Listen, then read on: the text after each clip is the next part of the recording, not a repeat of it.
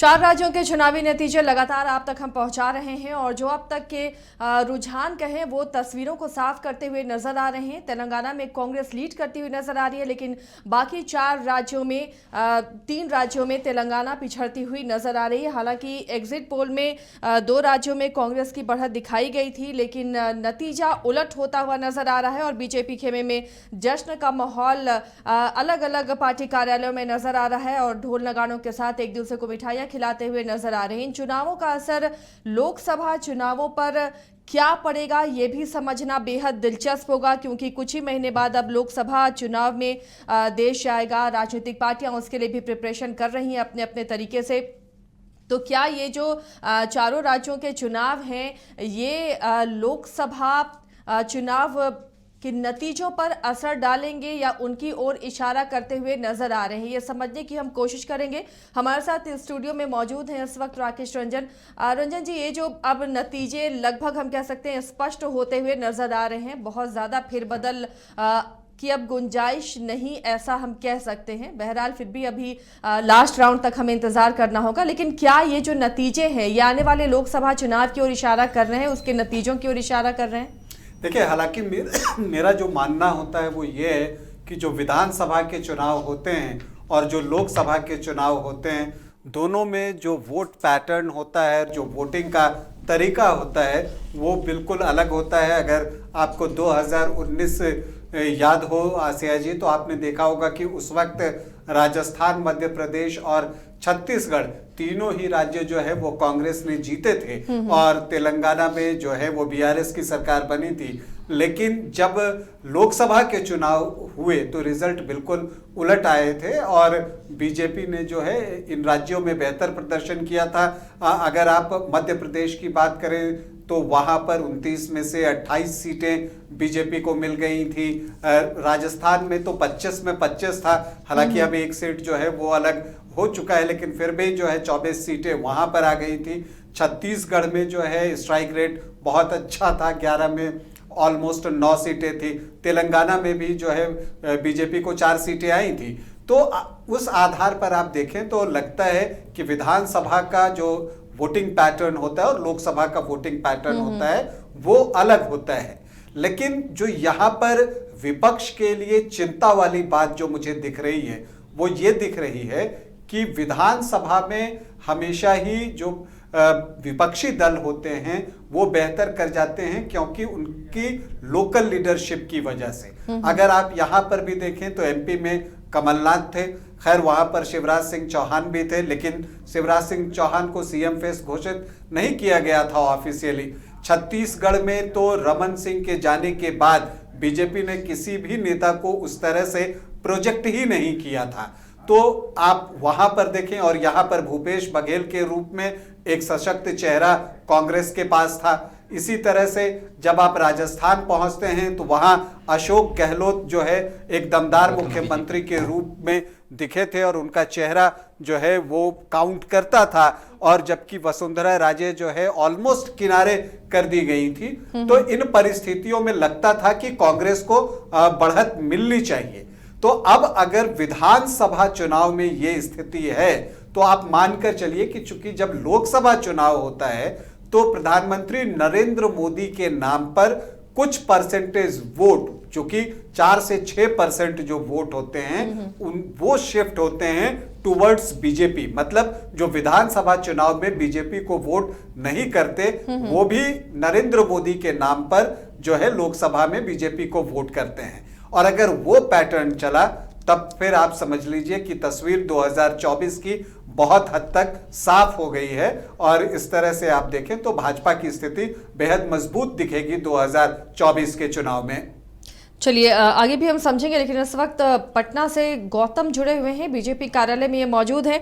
गौतम, जश्न का सिलसिला शुरू हो गया है, बीजेपी कार्यालय में भी हलचल बढ़ी हुई नजर आ रही है, क्योंकि 3 राज्यों में लीड करती हुई बीजेपी नजर आ रही है। उम्मीदें जिसकी नहीं थी, जो एग्जिट पोल थे कम से कम छत्तीसगढ़ में वो बीजेपी को लीडिंग पोजीशन में नहीं दिखा रहे थे, लेकिन अब जो नतीजे आते जा रहे हैं सामने, जैसे जैसे काउंटिंग हो रही है, तो ऐसा लग रहा है कि तीनों राज्यों में बीजेपी का परचम लहराएगा। फिलहाल वहां पर से किस तरह की खुशियां मनाई जा रही हैं, कैसे रिएक्शंस आ रहे हैं? बिल्कुल आपने ठीक कहा कि जिस तरीके से 3 राज्यों के परिणाम जो है वो रुझान अब धीरे धीरे परिणाम में बदलते जा रहे हैं, वैसे वैसे बिहार के राजधानी पटना में प्रदेश कार्यालय में भी उत्साह और उमंग पूरी तरीके से चरम पर होता दिख रहा है। दिन ढलने के साथ ही शुरुआत हो गई थी और ऐसा लगने लगा था कि शायद भारतीय जनता पार्टी देश के 3 राज्यों में फतह हासिल कर पाएगी। और रुझान के मुताबिक अब जो उमंग है वो हम आपको वो तस्वीर दिखाते हैं। सम्राट चौधरी बस थोड़ी देर में आने वाले हैं और इसके साथ ही यहाँ पर होली और दिवाली का माहौल देखने को मिलेगा और ये उत्साह इतना उमंग चरम पर है कि 1 बजे का जो समय है वो अब समय बढ़ता जा रहा है। आइए कुछ महिलाओं से जानने की कोशिश करते हैं कि किस तरह से जो उमंग है। ये बताइए मैडम, कितना उत्साह और उमंग आज आप लोगों के चेहरे पर साफ दिख रहा है? ये तो चेहरा देख के ही आप बता सकते हैं कि हम लोग सब बहनें इकट्ठे हुए हैं जश्न मनाने के लिए और भाजपा हमारी आ रही है जिस जगह पर, हम लोग बहुत खुश हैं। उम्मीद थी कि तीनों राज्यों में बिल्कुल बिल्कुल उम्मीद था। मैं तो छत्तीसगढ़ 15 दिन प्रवास में था, हमने प्रचार प्रसार में भी गए तो मुझे पूरा उम्मीद था, वहाँ रिजल्ट दिख रहा था हमारा और ये होना है। हमारे माननीय मोदी जी सबका साथ सबका विकास लेके चलते हैं और ये आगाह है 24 और 25 का जी। बिहार में भी दिखेगा, बिहार में दिखेगा कि दिख गया। जब हम तीनों स्टेट जीत करके आ रहे हैं, अब क्या बाकी रह गया? लालू जी नहीं, लालू जी क्या करेंगे? लालू जी अपने बीमार रहते हैं, पहले वो अपने स्वास्थ्य को तो देखें, बाद में जैसे बिहार को देखेंगे तो बढ़िए। और पलटू जी क्या करेंगे? कुछ नहीं करेंगे, उनका तो हिसाब किताब लगा दिए हम लोग। और 24 में हम लोग 24 में हम लोग जो है सो आ रहे हैं, आराम से आ रहे हैं। जब हमारे माननीय प्रधानमंत्री मोदी जी ने इतना सब कुछ महिलाओं के लिए किया है तो महिला तो जानते ही है कि सारा रूप महिलाओं में भरा हुआ है। यहाँ नीतीश कुमार है, क्योंकि बड़ा चेहरा है, लगातार मुख्यमंत्री रहे, उनसे कैसे जीत पाएंगे? उनका चेहरे से सब कुछ होता है क्या? चेहरा देख के होता है कि हमारे माननीय मोदी जी काम किए, उनसे विकास हुआ कि चेहरा से हुआ? पूरे विश्व में उनका नाम चल रहा है, टीवी चैनल में सब में देखिए, आप लोग देखते होंगे। जाकिर ऐसे ही चेहरे से तो कुछ नहीं है। तो बाकी 3 राज्य हैं, वहाँ पे मुख्यमंत्री का चेहरा था, यहाँ बिहार में नहीं है, इस वजह से मैंने ये सवाल।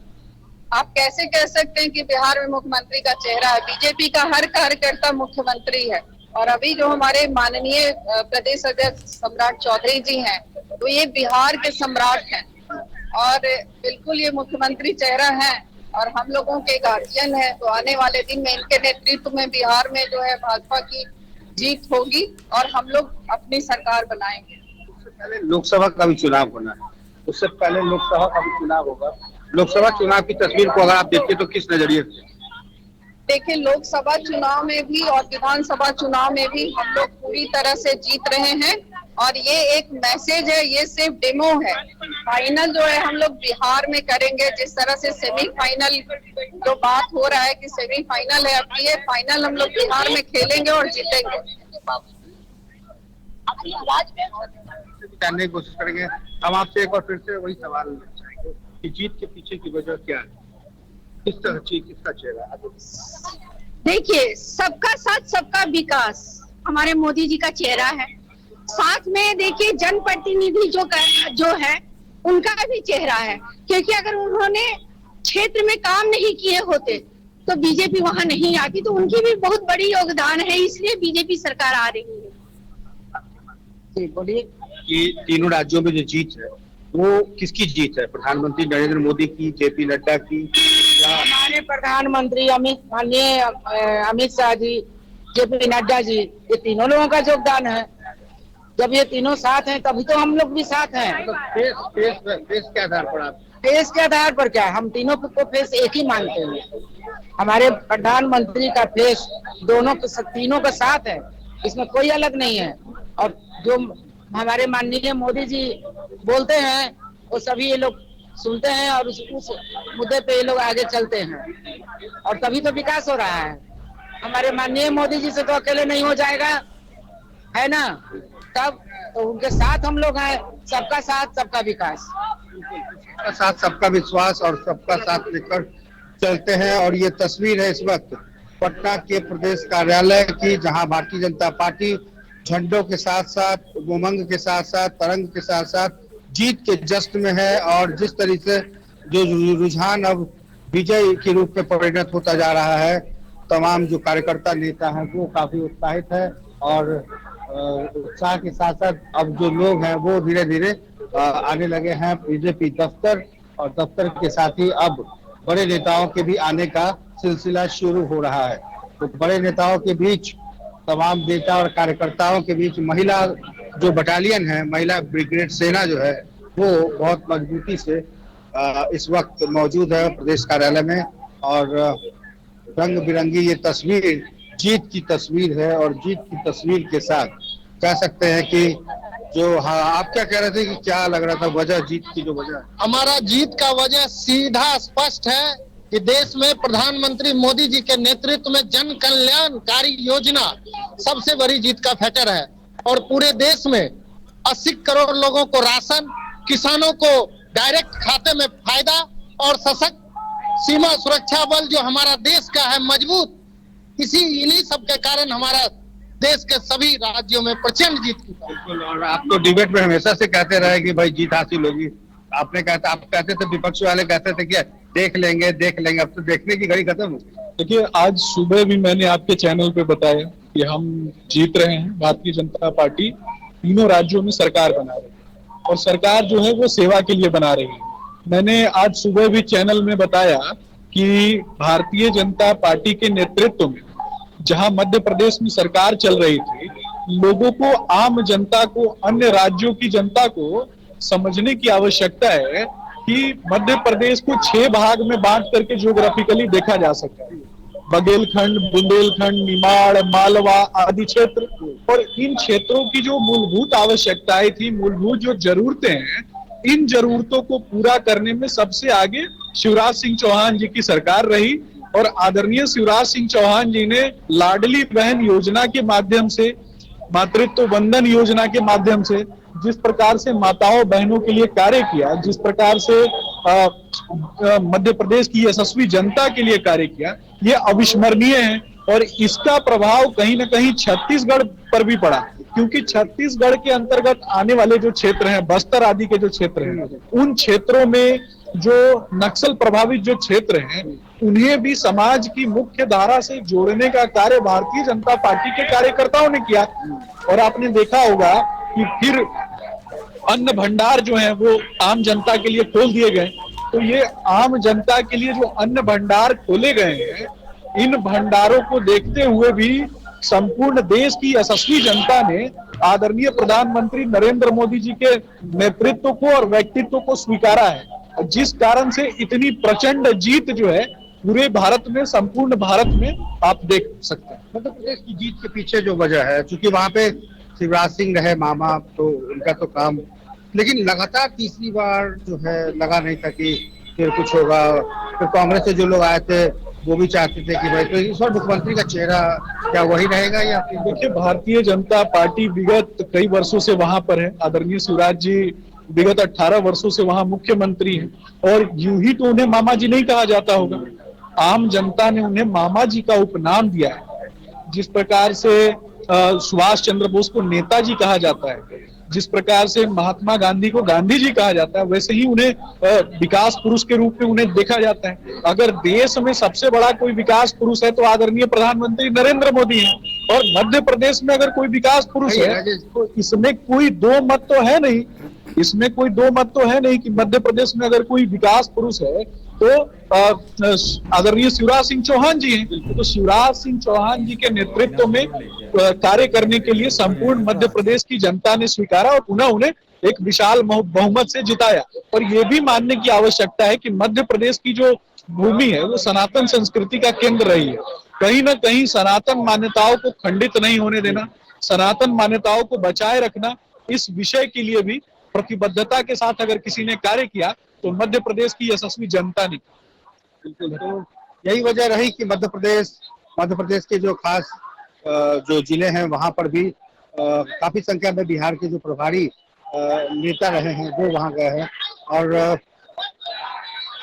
अब तो वो घड़ी जैसे जैसे नजदीक आ रही है, रुझान परिणाम में बदलते जा रहे हैं, और अब दिवाली और होली की घड़ी आ गई। बिल्कुल, कार्यकर्ताओं में भारी उत्साह है, खुशी है कि देश की जनता ने और उन राज्यों के 3 राज्यों की जनता ने नरेंद्र मोदी के पक्ष में, भारतीय जनता पार्टी के पक्ष में जबरदस्त मुहर लगाया है। ये प्रचंड बहुमत की ओर भारतीय जनता पार्टी बढ़ रही है और राजस्थान, मध्य प्रदेश, छत्तीसगढ़ तीनों जगह सरकार बनाने जा रहे हैं। ये खुशी का पल है, स्वाभाविक है कार्यकर्ता खुशी मनाएंगे। एक सवाल है कि ये जीत बीजेपी की है या कांग्रेस की हार? देखिए, कांग्रेस की तो हार है, लेकिन जीत बीजेपी की, जीत नरेंद्र मोदी के काम की, जीत शिवराज सिंह के काम की, ये उस पर मुहर लगा है।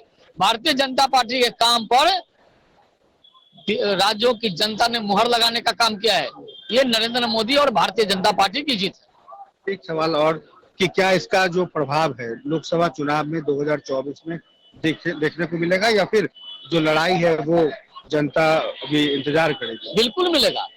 2024 में प्रचंड बहुमत से नरेंद्र मोदी की सरकार बनेगी, जिसका रुझान दिखने को मिला है। नरेंद्र मोदी के नेतृत्व में सरकार बनना तय है। आपसे हम जानना चाहेंगे, कांग्रेस अभी अखिलेश सिंह का बयान आया है कि विधानसभा के चुनाव के नतीजे और लोकसभा के नतीजों में बहुत फर्क होता है, आप इससे कितना? उनका तर्क अपना जगह पे है और देश की जनता जो है भाजपा भारतीय जनता पार्टी पे विश्वास करती है और उन्होंने जनाधार दिया है। देश के यशस्वी प्रधानमंत्री माननीय श्री नरेंद्र मोदी को जनाधार दिया है, शिवराज सिंह चौहान जी को जनाधार। हम तो 3 स्टेट में जीत कर आए हैं, 3 स्टेट में अभी रिजल्ट बाकी है, लेकिन 3 स्टेट में हम जीतने जा रहे हैं। इंडी गठबंधन और कांग्रेस की तो हालात वही हैं।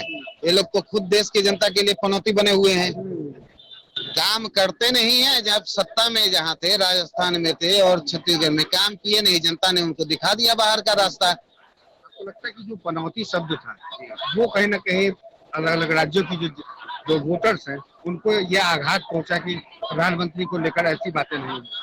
आघात पूरे देश की जनता को आघात पहुंचा है। हमारे प्रधानमंत्री देश के सर्वमान्य नेता है। आप याद कीजिए, पैंडेमिक काल जहाँ पे देश चलाना लोग का दूभर हो गया था, बड़े बड़े देशों का, अमेरिका का, चाइना का, सारा का अर्थव्यवस्था देखिए, स्वास्थ्य व्यवस्था देखिए, लेकिन हमारे प्रधानमंत्री ने प्रधान सेवक के नाते एक गार्जियन के तौर पे पूरे देश को संभाला, अपने परिवार की तरह संभाला है, संजोया है और हर सुख दुख में भागीदार बनते हैं हमारे देश के प्रधान सेवक जी।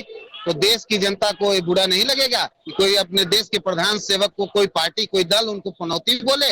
अरे देश की प्रधानमंत्री जब से आए हैं, हमारा अर्थव्यवस्था कितना बढ़ा है। आज 81 करोड़ जनता को 3 साल से फ्री अनाज दिया जा रहा है। क्या दूसरी सरकार दे पाती? आज जो हम लोग, उसके बाद भी हमारी अर्थव्यवस्था कितना ग्रो की है।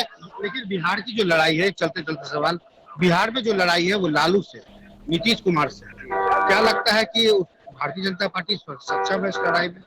बिल्कुल भारतीय जनता पार्टी सक्षम है और 2024 में ये तो सेमीफाइनल था भाई साहब। अभी 4 स्टेट के आप जो देख रहे हैं तो सेमीफाइनल था, ये टेलर था, ये तो सारा कहानी है। 2024 में अगली बार 400 पार। और रही बात 25 की, बिहार में 25 में भी भारतीय जनता पार्टी बिल्कुल सक्षम है और भारतीय जनता पार्टी अपने बलबूते पर नीतीश और लालू के गठबंधन को ध्वस्त करने का कार्य करेगी और हमारे बीजेपी की सरकार इस प्रदेश में भी बनेगी 25 में और 24 में तो 400 के पार अवर आएंगे। न्यूज़ मैच से बात करने के लिए बहुत बहुत धन्यवाद। जी आपका भी बहुत बहुत धन्यवाद। दिल से साफ तौर पे जो उत्साह है, उमंग है, तमाम पार्टी के नेता, कार्यकर्ता, प्रवक्ता, महिला की जो टीम है वो इस बात को मान रही है कि यह अपने आप पे एक बहुत बड़ी जीत है, नरेंद्र मोदी की जीत है, उनके विश्वास की जीत है, उनके सपनों के साकार करने की जीत है। जिस तरह से केंद्र सरकार लगातार योजनाएं चला रही है उसका फायदा अब सीधे तौर पे जनता को मिल रहा है और जनता झोली में भर भर कर वोट दे रही है। तो फिलहाल अभी के लिए और अभी की जो ताजा तस्वीर है वो आप देखिए, तमाम जो महिलाएं हैं वो किस तरीके से उत्साह में है, उमंग में है। चलिए गौतम, लौटेंगे आपके पास, कुछ बड़े नेता भी पहुंचेंगे उस वक्त आपके पास लौटेंगे। तो ये तस्वीरें बीजेपी कार्यालय से आपको दिखा रहे थे किस तरह जोश है और जश्न का माहौल है। और सबसे बड़ी बात कि अब बीजेपी कार्यकर्ता इस